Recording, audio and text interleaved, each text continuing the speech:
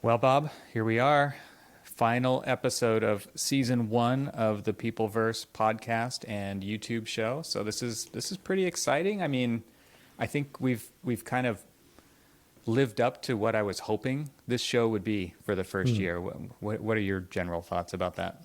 I think it exceeded my expectations. We're off to an exciting start. And, throughout the interviews, there were some topics teased out that were indicators that there are a whole many more options and topics rather to uncover and go deeper on. So I think as a first season, it was well balanced and a great precursor for future conversations. Definitely every interview had some very compelling content that I think was a combination of a pre-existing experience and then real-time chemistry between you and our guests and the conversation and where that happened to go organically. So I thought it was a great formula, and I'm excited for more. Cool. Yeah, this episode is no different. It's just yet another facet of kind of the multifaceted individuals that inhibit the space of AEC, right? The supply and demand sides of the building products that, there's people out there who are the architects and landscape architects and engineers and interior designers, and there's just so many facets of roles that people play on projects. Even within those, there's many sub roles within there. There's project architects, there's specifiers, there's project managers, there's designers, and just kind of telling these stories from different points of view, coming as an architect myself and like you, right? Like there's a lot going on there, and kind of exposing that to the building product manufacturing side to really understand how they can serve our people better is an important role that we're trying to accomplish with this show.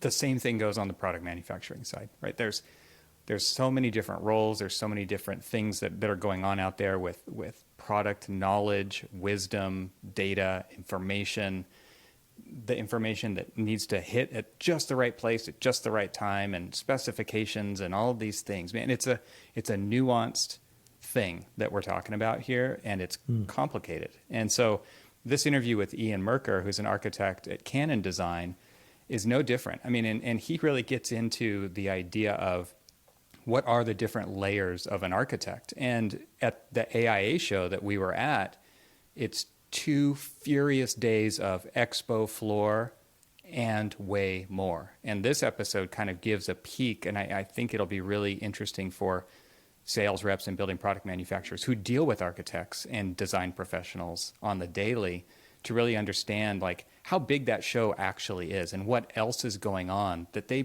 probably have no idea of, or at least don't get to experience because they're on the show floor, those other depths that architects are putting themselves into intentionally as the largest meeting of architects in North America for the whole year. And especially after it had been 3 years since that had happened, it was probably even more energy in the space during that time. But I was excited to have this conversation with Ian. It was good to catch up with him and kind of understand what was going on while we ourselves were in the booth, the Tect booth on the show floor. Yeah, I think he did a good job of explaining some of the goings on at that conference. And then I think the discussion pivoted a bit to the general nature of architects out in the wild. Right. And the kinds of many facets that we consist of, are made of, how we are different from one another, some of the common threads, the idea of licensed problem solvers rather than just architects, and then even getting into what I found really cool was the idea of the DNA of an architect, right? The architect's DNA, if you will, that strain of DNA that forces us to be more inquisitive, more holistic in our thinking, and more problem solution oriented, where we want to get involved in the stickier stuff, right? And help orchestrate change and do it inclusively and do it thoughtfully, and understand that there's a much larger landscape in which specific practice and techniques can be imparted, but there's context, and being kind of sensitive to all of those moving parts. So kudos to you and to Ian for a great conversation. I think everyone's going to enjoy it. It's shorter than some, but potent at the same time. So I think it's going to be a great episode, short and sweet, and full of some rich content. So great job. Thanks. I'm excited that, we're finishing off season 1 strong, and I do want to encourage everyone to go back through the catalog as we take a little bit of time off here at the end of the year to kind of regroup and set the course for what's coming next. We've got 20 episodes for you to check out. We've had some amazing guests who kind of fill out this multifaceted nature of the industry. So we've got supply side people, we've got demand side people, we've got specifications, we've got marketing.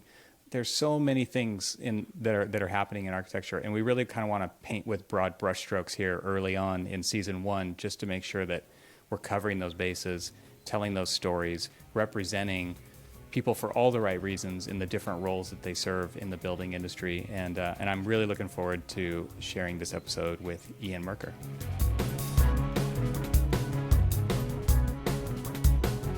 In this episode, I welcome Ian Merker, Associate Vice President at Canon Design. So how's the show been for you? It's been a great show. Yeah. If anything, just to reconnect with old friends from AIA leadership. Right, to, right. Get re-inspired again and see some great speakers. And yeah, so I haven't gotten to go to any of that, so give me the highlight reel. there are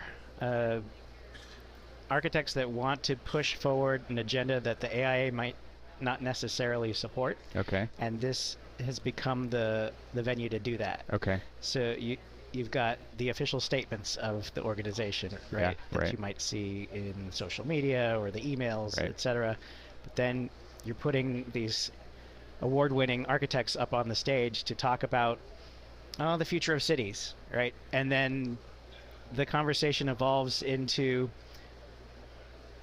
equity, diversity, unionizing, gun control, all this stuff that the AIA will not touch with a 10-foot pole. Right. So you're here, and you get to listen to your colleagues speak up and encourage everyone to make a difference. And you just don't get that if you stay home. Interesting. So that energy in the room when that happens, what is it like to be in the crowd? Or is everyone just kind of like, can you feel it? Yeah. It's It's a validating experience, right? Yeah. You think that as an architect, your value is at a certain level. Yeah. And when you get together with your colleagues or people outside of your office, folks that you respect and admire, that are thinking the same way you are, Yeah. it's a empowering experience. So I feel like I can go back to work and know that We're in this together. Yeah, we're in this together. That's cool. It's a shared value. It's so interesting because as an architect coming to the show and now being on the exhibitor side, Mm-hmm. and just talking to a lot of exhibitors, right? Because we're trying to bridge the gap between the architect side and the exhibitor side, which here happens 2 days, and then what, Mm-hmm. right? For the rest of the year. A lot of exhibitors think that the architects are here for the expo floor. And the story that you're telling right now is the other world that they're kind of completely unaware of. And it's not their fault. It's just like they don't know what it's like to be an architect. They don't know what it's like to be an architect all the time, right? And so they might touch with you once or twice a year, and because you've got lots of projects, you've got a very specific need for them at a very specific time, and then you've got all the other stuff, right? And then there's all of these policy layers, and there's all of this other cultural stuff that's going on as an architect, and how the architects influence the built environment, and Mm-hmm. how these things, these policy decisions, or maybe it's an undercurrent in this case, the kind of things that you're talking about play out in the built environment, right? Right. This is a whole world that is kind of, there's a bifurcation here that's just this unaware of all that other stuff that's happening, right? And so I'm just wondering, like, do you flip a switch when you walk into the expo floor, and this is just a different part of being an architect, and it's probably a much smaller part. Good question, because there is the the policy and the value aspect of architects and architecture, and Yeah. then there's the technical side of things. Right. Right. We're working with ever more stringent and evolving building codes and more savvy clients. Right. Clients are hiring architects to work with us, so you've got architects on both sides of the table. Right.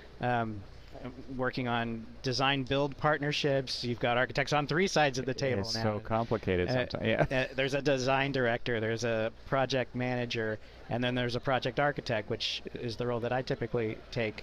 And we're all architects talking about architecture, and the conversation is changing. And then you come to an expo floor, and I think some of the manufacturers are starting to bring on architects as well. Yeah. But it's like night and day, right? You're an architect, and you're kind of working in the manufacturer realm now. So I think it's an important role to take on. But then I've run into folks who are on the expo floor, and I don't know if it was a sales tactic or what, but he walked right up to me and he said, "I can't find any architects here. I don't know where they are. Are you an architect?" Yeah, it was. Is this a trick question? Right. Here's my card. I'll explain to you what it means. Okay. To be an AIA conference attendee. Interesting tactic. I think it was a good, different tactic at least. Let's take a short break from the interview to tell you about what we're creating for the building industry at Tect. And that is something we call the shortest path from keywords to contact. Why?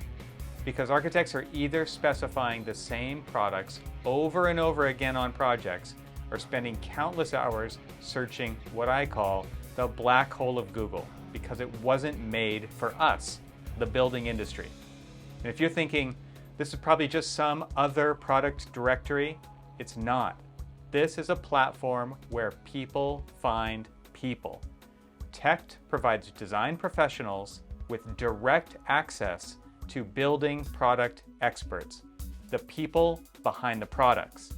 It's where they can get the help they need from real people with real answers on their terms. Architects like me want an easier way to find expert help, save time, and ultimately get design intent realized without getting on mailing lists and getting inundated with cold calls. If you like what we're doing here on the Peopleverse podcast, I know that you'll find value on Tect as well. I believe in it so much that I left working at a firm to help the entire profession here. So do me a favor and go to tect.com to learn more, and add your name to the list to join our upcoming launch by clicking one of the orange buttons on the page. Again, that's tect.com, and just look for an orange button to join the launch. We're building the platform where people come first. Thank you for listening. Now let's get back to the interview. So, yeah, I mean, the complexity of everything that you're talking about is something that is difficult to understand unless you live it. And so I feel like being an architect going into the manufacturing side, anytime an architect gets out of the architect bubble and goes and does something, like it could be sitting on the planning commission in your city, all of those things are better off for that. Right, because we bring the perspective of being able to solve complex, a wild design issue, right, where most other people are totally uncomfortable trying to do that, and it doesn't have to just be about architecture, right? I feel like that's really because we are, like Bob says, being a licensed architect is more like being a licensed problem solver. Like we don't care kind of what the problem is. We can find ways to bring the solution together that a lot of other people can't see, because that's what we were trained to do. We happen to output that through architecture most of the time.